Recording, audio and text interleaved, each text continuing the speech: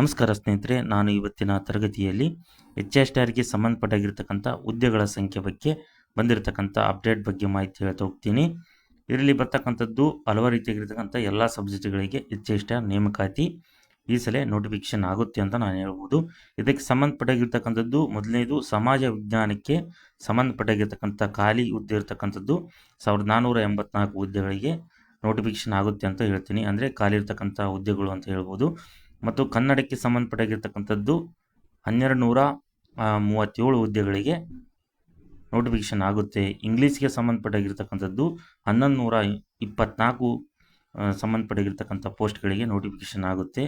ಮತ್ತು CBZ ಸೈನ್ಸ್ನವರಿಗೆ 842 ಆಗಿರ್ತಕ್ಕಂಥ ಹುದ್ದೆಗಳಿಗೆ ನೋಟಿಫಿಕೇಶನ್ ಆಗುತ್ತೆ. ಮತ್ತು PM ಮೆಥಡ್ ಅಂದರೆ ಫಿಸಿಕ್ಸ್ ಮ್ಯಾಥ್ಸ್ಗೆ ಸಂಬಂಧಪಟ್ಟಿರ್ತಕ್ಕಂಥದ್ದು 1123 ಹುದ್ದೆಗಳಿಗೆ ಏನಪ್ಪ ಅಂದರೆ ಕಾಲ್ಫಾರ್ಮ್ ಆಗುತ್ತೆ. ಮತ್ತು ಹಿಂದಿ ಸಂಬಂಧಪಟ್ಟಿರ್ತಕ್ಕಂಥದ್ದು 1010 ಹುದ್ದೆಗಳಿಗೆ ನೋಟಿಫಿಕೇಶನ್ ಆಗುತ್ತೆ. ಮತ್ತು ಫಿಸಿಕಲ್ ಎಜುಕೇಷನ್ ಸಂಬಂಧಪಟ್ಟಿರ್ತಕ್ಕಂಥದ್ದು 300+ ಹುದ್ದೆಗಳಿಗೆ ಕಾಲ್ಫಾರ್ಮ್ ಆಗುತ್ತೆ ಅಂತ ನಾನು ಹೇಳ್ಬೋದು. ಇದಕ್ಕೆ ಸಂಬಂಧಪಟ್ಟಿರ್ತಕ್ಕಂಥದ್ದು ಡೈಲಿ ಏನಾದರೂ ವಿಷಯಕ್ಕೆ ಸಂಬಂಧಪಟ್ಟಿರ್ತಕ್ಕಂಥದ್ದು ಅಪ್ಡೇಟ್ ಸಿಕ್ಕರೆ ನಾನು ಅಪ್ಡೇಟ್ ಮಾಡ್ತಾ ಹೋಗ್ತೀನಿ. ಹಾಗಾಗಿ ಯಾರ್ಯಾರು HR ಎಕ್ಸಾಮ್ಗೆ ಸಂಬಂಧಪಟ್ಟಿರ್ತಕ್ಕಂಥ ಏನು ಸ್ಟಡಿ ಮಾಡ್ತಿದ್ರು ಎಲ್ಲ ಸ್ನೇಹಿತರು ನೀವು ಕಂಟಿನ್ಯೂ ಆಗಿರ್ತಕ್ಕಂಥ ಸ್ಟಡಿ ಮಾಡಿ. ಇನ್ನೇನು ಕೆಲವೇ ದಿನಗಳಲ್ಲಿ ನೋಟಿಫಿಕೇಷನ್ ಆಗುತ್ತೆ. ಎಲ್ಲ ಸಬ್ಜೆಕ್ಟ್ಗಳಿಗೆ ಅವರು ನೋಟಿಫಿಕೇಷನ್ ಮಾಡ್ತಾರೆ. ಫಿಸಿಕಲ್ ಎಜುಕೇಷನ್ ಕೂಡ ಮಾಡ್ತಾರೆ ಅಂತ ನಾನು ಹೇಳ್ತಾ ಹೋಗಿದ್ದೀನಿ. ಸೊ ಅದನ್ನು ಕೂಡ ಮಾಡ್ತಾರೆ. ಹಾಗಾಗಿ ಈ ಸಬ್ಜೆಕ್ಟ್ಗಳಿಗೆ ಸಂಬಂಧಪಟ್ಟಿರ್ತಕ್ಕಂಥ ಇಷ್ಟು ಹುದ್ದೆಗಳಿಗೆ ನೋಟಿಫಿಕೇಷನ್ ಆಗುತ್ತೆ ಅಂತ ನಾನು ಹೇಳ್ತೀನಿ.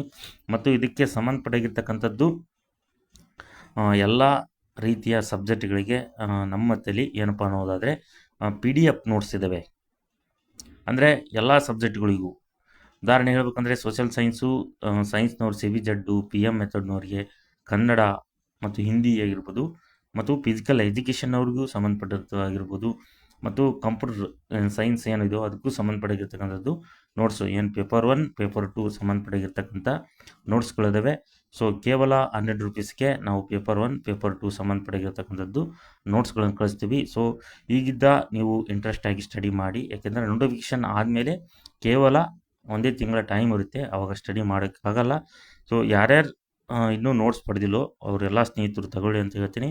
ಸೊ ಬೆನಿಫಿಟ್ ಆಗಿರ್ತಕ್ಕಂಥ ನೋಟ್ಸ್ಗಳನ್ನು ಕಳಿತೀವಿ. ಕನ್ನಡ ಆಯ್ತು, ಇಂಗ್ಲೀಷ್ ಆಯ್ತು, ಎರಡೂ ಮೀಡಿಯಮ್ನಲ್ಲಿ ನಮ್ಮ ತಲೆ ನೋಟ್ಸ್ ಇದ್ದಾವೆ. ಜೊತೆಗೆ ಪ್ಲಸ್ ಏನಪ್ಪ ಅನ್ನೋದಾದರೆ ಏನಾದರೂ GPSR ಎಕ್ಸಾಮ್ಗೆ ಪ್ರಿಪೇರ್ ಆಗ್ತಿದ್ರು ಅವ್ರಿಗೆ ವಿಡಿಯೋ ರೆಕಾರ್ಡೆಡ್ ಕ್ಲಾಸಸ್ ಕೂಡ ಇದೆ. ಅವ್ರಿಗೆ ಸಪ್ರೇಟ್ ಆಗಿರ್ತಕ್ಕಂತಹ ಕೋರ್ಸ್ಗಳನ್ನು ಮಾಡಿದೆ. ಅಂದರೆ ಸುಮಾರು 180ಕ್ಕಿಂತ ಹೆಚ್ಚು ತರಗತಿ ಲೈವ್ ರೆಕಾರ್ಡ್ ಕ್ಲಾಸಸ್ಸನ್ನು ಏನಪ್ಪ ಅಂದರೆ GPTಯಲ್ಲಿ 2022ರಲ್ಲಿ ಶಿಕ್ಷಕರ ನೇಮಕಾತಿಯಲ್ಲಿ ಏನು ಉತ್ತೀರ್ಣರಾಗಿರ್ತಾರೋ ಅವ್ರ ಶಿಕ್ಷಕರಿಂದ GPSR ಆಗಿರ್ಬೋದು ಮತ್ತು PSRಗಳಿಗೆ ಕ್ಲಾಸಸ್ ಸಪ್ರೇಟಾಗಿ ಕೋರ್ಸ್ಗಳನ್ನು ಮಾಡಲಾಗಿದೆ. ಹಾಗಾಗಿ ಅವು ಕೂಡ ಕೋರ್ಸ್ಗಳಿಗೆ ಬೇಕಾದರೆ ಕಾಂಟ್ಯಾಕ್ಟ್ ಮಾಡಿ ಅಂತ ಹೇಳ್ತೀನಿ. ಜೊತೆಗೆ ನಾನು ಮುಂದಿನ ತರಗತಿಯಲ್ಲಿ ಈ HR ಎಕ್ಸಾಮ್ಗೆ ಸಂಬಂಧಪಟ್ಟಿರ್ತಕ್ಕಂಥ ಏನಾದರೂ ಮಾಹಿತಿಗಳಿದ್ದರೆ ಅಪ್ಡೇಟ್ ಮಾಡ್ತಾ ಹೋಗ್ತೀನಿ ಅಂತ ಹೇಳಿ. ಸೊ PDF ನೋಟ್ಸ್ಗಳನ್ನು ಹಲವಾರು ತೆಗೆತಕ್ಕಂಥ ಸೀರಿಯಸ್ ಆಗಿರ್ತಕ್ಕಂಥ ಆಸ್ಪಿರೆಂಟ್ಸ್ಗಳು ತಗೊಳ್ತಿದ್ದಾರೆ. ಸೊ ಅವನು ಕೇವಲ 100 ರೂಪೀಸ್ಗೆ ನಾವು ನೋಟ್ಸ್ಗಳನ್ನ ಕೊಡ್ತಿದ್ದೀವಿ. ಸೊ ಅದನ್ನು ತೆಗೆದುಕೊಳ್ಳಿ, ಸ್ಟಡಿ ಮಾಡಿ ಅಂತ ಹೇಳಿ ನಾನು ಈ ತರಗತಿಯನ್ನು ಮುಗಿಸ್ತಿದ್ದೀನಿ. ಎಲ್ಲರಿಗೂ ಧನ್ಯವಾದಗಳು.